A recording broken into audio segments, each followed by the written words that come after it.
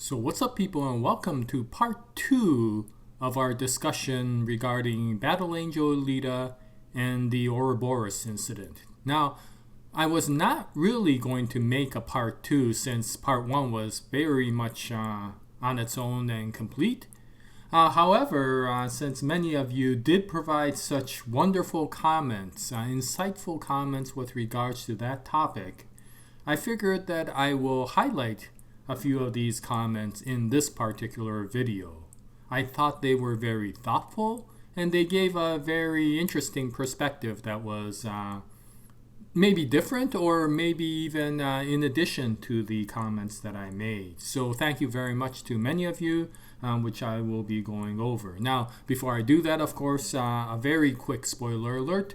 If you didn't watch the original part 1 version of the Ouroboros incident video, due to spoilers, then there is no reason to watch this one either, because you will probably run into the same sort of spoilers. And so if you haven't watched or read Battle Angel Alita to the end of the original series where the Ouroboros incident occurs, and if you don't want to be spoiled with possibilities of things that may come up in future readings of the manga or in the watching of the movie, potential sequels of the movie, then please turn off this video. And with that, please watch it with your discretion. Okay, so I just want to go over these list by list. Many of these were really, really nice, so thank you very much once again. So the first one is by MacPB. And MacPB mentioned that, of course, Alita's positive soul, you could see from that incident, can even warm somebody as evil as Nova. And this idolization that Nova gives is basically very similar to the Ito doll Alita idolization that Daisuke Ito has at the beginning of the chapters of the manga. And of course, Daisen Ito has a very similar one, a daughter Ito concept that happens in the beginning of the movie. And basically this is appropriate because regardless of whether which Itos you take or whether you take Nova's version, this is basically an idolization of the perfect version of Alita that every character wants to have. You know, the warm, sweet, innocent personality that everybody expects Alita to be in the beginning. But in many ways, this is basically a very initial part, a surface part, or you could say even an immature part of the visions that each one of these people have in expecting a person to be idolized, perfect image of what they want her to be, rather than what she really is. And of course, as these characters move forward, there needs to be a change to the understanding and the acceptance of who that character is as she continues to grow. And by accepting that personality as she keeps on evolving, it does move away from that Ito doll Alita image that you have in the beginning to something that is a little bit more relative to her real character. And I thought that that was a very interesting comment in understanding not only the personality of Alita, but also in the understanding of how each one of these characters look at this person. And it's interesting because of the fact that although we tend to think of it as, well, it was Daisuke Ito being creepy, was Daisen Ito being too clingy to the daughter, is Nova being just downright crazy, this is actually a very natural event that happens many times. And if you look even in real life, you actually see that. A good example of that is any sort of romantic relationship that you come up with. When you start in the beginning, there is this idolization of the partner that you're with. you tend to think that there would be no wrong with this person, that this person is the perfect entity. This was the person that was, absolutely brought to the world for having a relationship with you, and there can be nothing that can go wrong. Well, of course, as it keeps on going, you start realizing who that reality person is. And because none of us are perfect, the flaws eventually do come out. And it is through that you understand, are you going to actually drop that person because of the fact that it doesn't meet your idealistic standards? Or do you really, truly care for that person where despite all of the faults that person has, you start accepting and understanding what the true love and the true relationship with that person is? There was a discussion once that a gentleman named Scott Peck, author of a book called Road Less Traveled, which is actually a very good book. If you want to have a self-revealing book, that one I thought was quite good. But he talked about the 4 levels of evolution of a person. And in the beginning, like when you're an infant, you're in the bewilderment stage, which he calls stage 1. Everything is new. And you're really in a vulnerable position because you have no experience to be able to make any sort of judgment or basically understanding of what life is. All of it is new. You're not really sure what's going on, and you make a lot of mistakes because you have no experience in how to resolve situations. And then he talks about stage 2, which is the idolization stage, the Doll Alita idolization stage, where you start learning what works in the world. And eventually, because these things work for your particular instance, you think that is what is gospel for everything in the world. And that gives you a very direct perspective. It's important because of the fact that gives a person who went from bewilderment to a proper direction, a focus to keep on going. But the difficulty with that is that because you're still limited in the experiences, you think that is the God-given answer to everything in the world, right? The idolization of life or character in this case. And it's only when you actually hit the 3rd stage where you run into what he calls the crisis stage, the midlife crisis stage, whatever you want to call it, where you start realizing that the formulas that you thought would work stop working under certain conditions. Whatever they are, whatever the crisis happens, you start questioning, why is this going on? And you realize that you don't know the answers to everything. And the 4th stage is while you're going through it, you start realizing as you experience more things, there's a lot of things you don't understand. But the 4th stage, you finally accept the fact that, it's okay to not understand everything so long as you give it the best shot to keep on going forward. This acceptance of the fact that you're not perfect, but that's okay.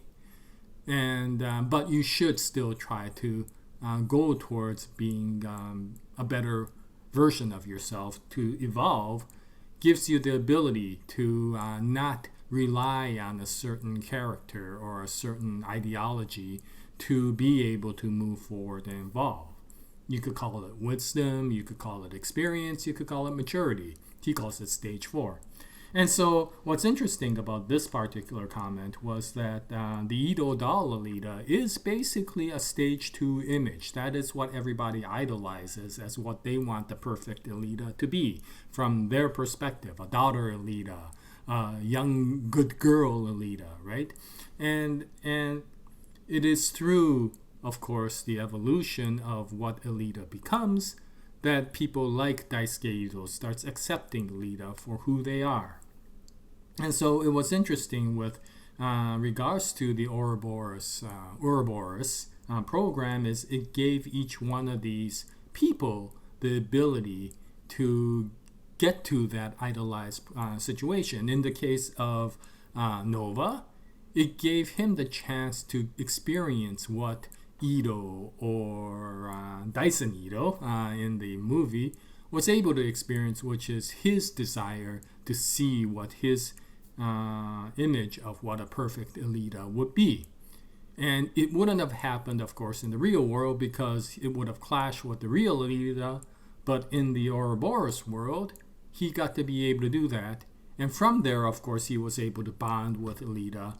And then from there, it moves forward as he then eventually has to take a crisis, if you will, that the real Alita is not his idealized vision.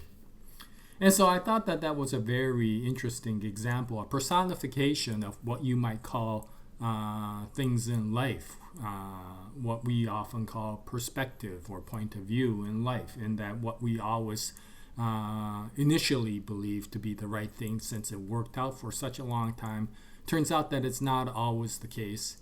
And it takes acceptance later on to understand that, yeah, it's okay to be wrong many times, so long as you just keep on trying to do the best possible situation. And so, yeah, thank you very much, MacPB. That was a very interesting discussion that you provided. Okay, so next going on, the next one is by Foxfire. And this was very interesting. I do agree with you now that you mention it, that Alita was 100% aware in the second Ouroboros program, and she played along with it because of the fact that she was hoping that by playing along with it, she would eventually gain the opportunity to break free from it. But because she was playing along with it, she basically experienced that relationship eventually that she had with Nova. And despite the fact that she knew that it was a program, she couldn't help but get a desire for that particular life that was she was experiencing in that program. It was something that she enjoyed. And what's interesting is the persona of Nova was something that she did, liked. And so, although she was playing along with it, that didn't stop her from actually becoming attracted to that actual lifestyle. And what's interesting is, of course, Nova, when he goes in as an observer, thinks that he's going to be experiencing things from a third party, and because similar to what MacPB said, he already has ideology in his head, and that's what he expects it to be. When he goes in and experiences that from a first-hand perspective, things start breaking down.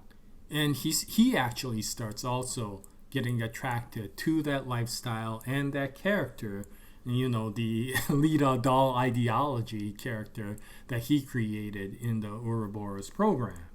And so, since what's interesting, both parties knew that it was a program. Both parties went in to be somewhat taking advantage of each other, and both parties ended up enjoying that part of the experience. So, what was in the beginning, Nova coming to observe Alita, ended up being also Alita experiencing and observing Nova. And of course, from both sides, it was through that observation that they could see a part of each other that was something that was quite attractive, whether it was the goodness of Nova that was somewhere hidden within all that craziness, or a warmth of Alita that actually grew out the goodness in Nova. So I thought that that was a very interesting thing. You go in as a cat and mouse, but by doing so, you end up experiencing what it is and enjoying what it is that you played along with. So, yeah, I thought that that was a really interesting thing, explanation, Foxfire. And very nice to hear that part of your interpretation.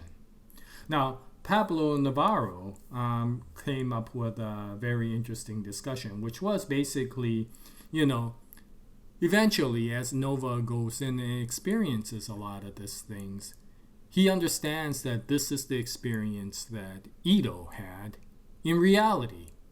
And since Nova is experiencing so much of this, then he's hoping that in some ways he will become the surrogate partner to Alita that Ito was. And when Alita is able to successfully break free from that, there is a feeling of envy and jealousy. You know, the question, why is it okay with Ito and not with him?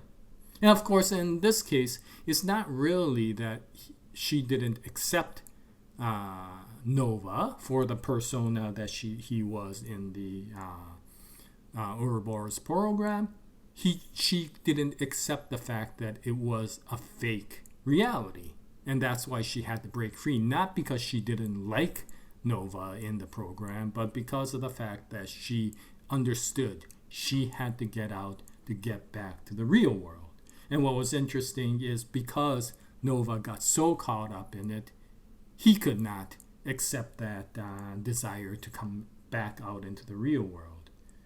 And so what is interesting is that in both cases there is a little bit of a sadness. You know, it was a very desirable world and it was a very desirable relationship that they both had.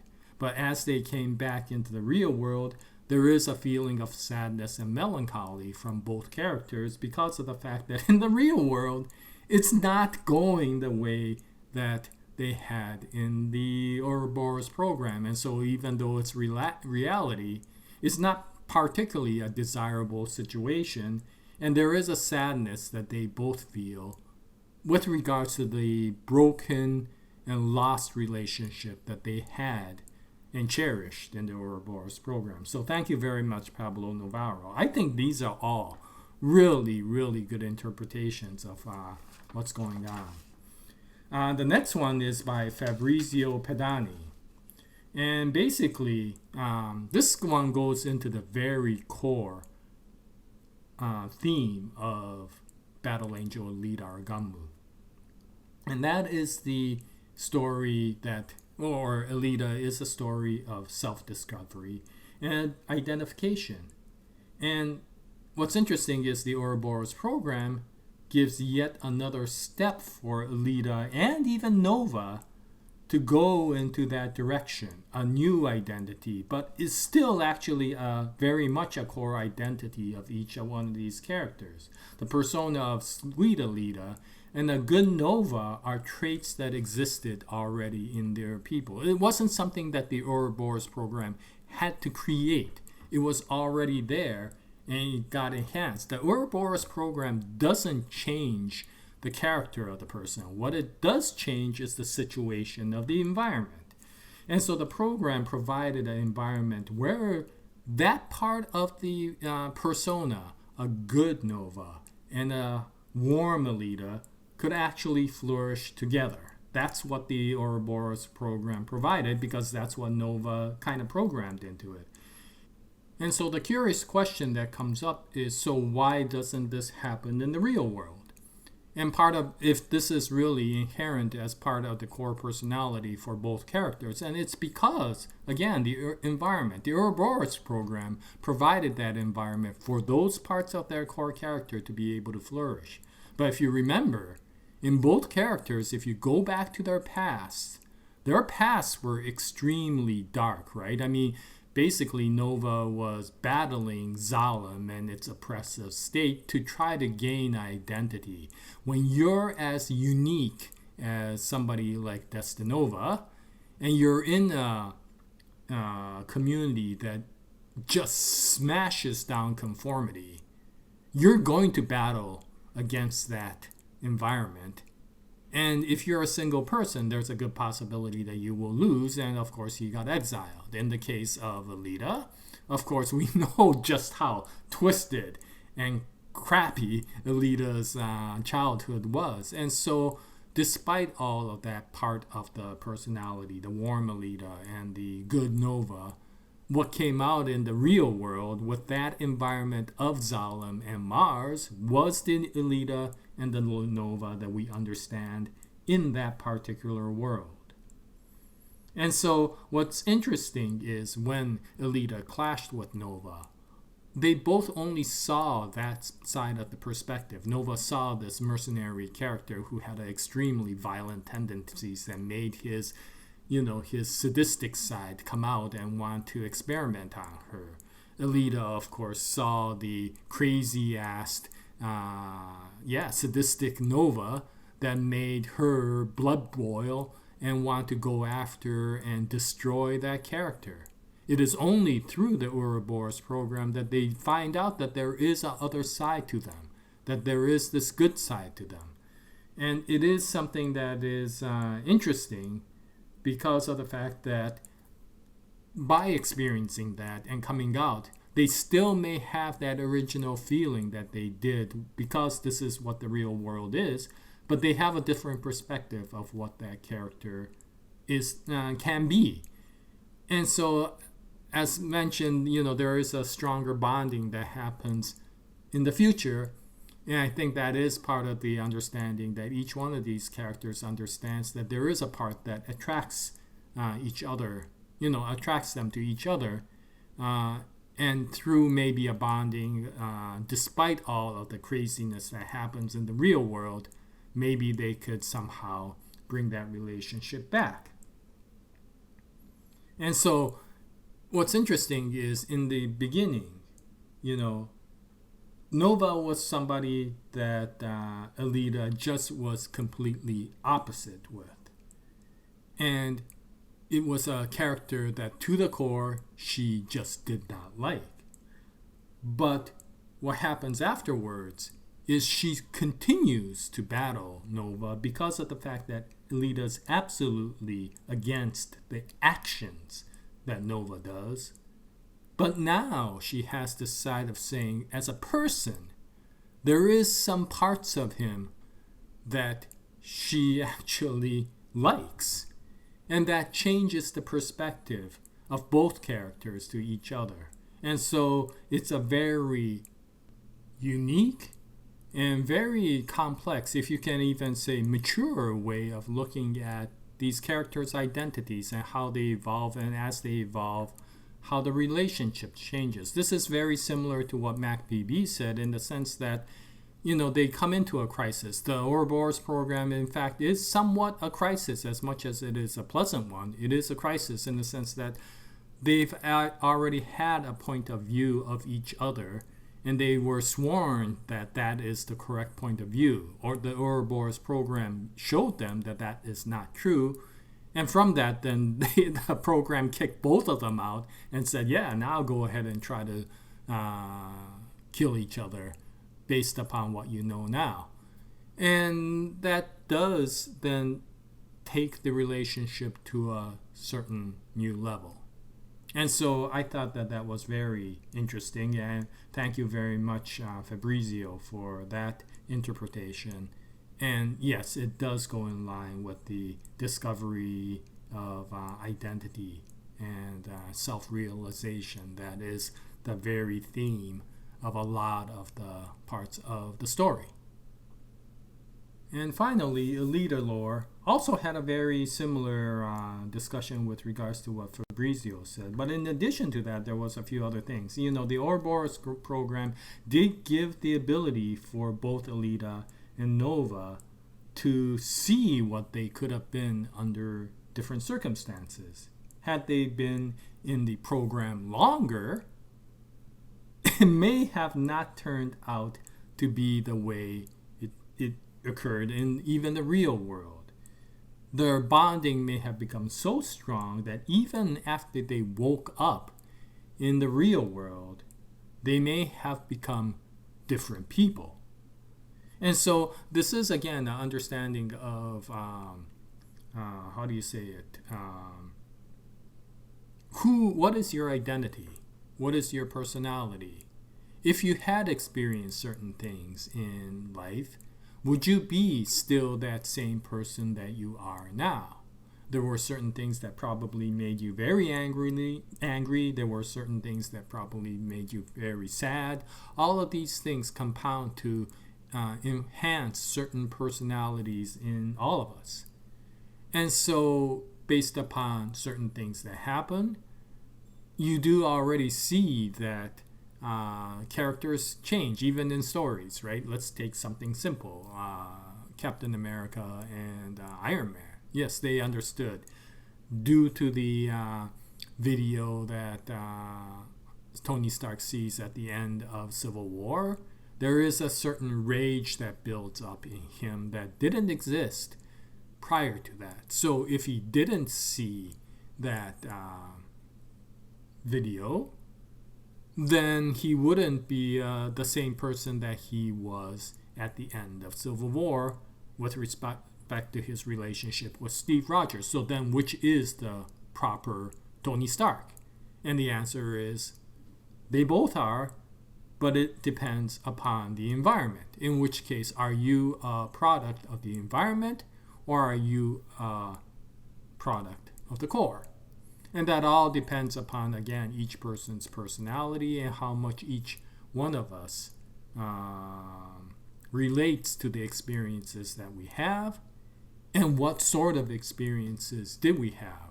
For example, if you were a person who lost their parents when they were young, would you have a different personality than if you lost your parents when you were much older? Do you have a different personality if you decided to get married and have a family versus if you were deciding to go on a career path and avoid family to focus on your career? Does that change a person? We tend to like to think that no, it doesn't. We are strong, and despite all the things that happen, we are who we are. But in the end, we are also a product of our experiences. And the Ouroboros program, again, not only gives that experience, but based upon that experience and how long you are in that experience, even if the environment changes, that experience lingers on. And depending upon how long Alita and Nova was in that program, their relationship may have been different depending upon the outcome. So thank you very much, Alita lore. These are some seriously deep discussions, and I absolutely love them. And I'm not exactly sure, there's just so many good deep discussions that I can't bring my head into really trying to bring this all together in one summary. So that's why I wanted to bring each one of these people's comments together so that you would have each perspective, and from there you can make your own summarization of what these people said. So anyway, that is the part 2 of the Ouroboros program. Thank you very much for all your comments. And I apologize for the length of this video. I keep on blabbing on again. And yeah, it does show just how unique that part of the story was. Anyway, I'll continue on with more Alita Battle Angel Alita GUNNM videos in the future. I hope you join me at that time. And until the next video, happy comic reading, happy anime watching, and as always, Jaya, nice day everyone.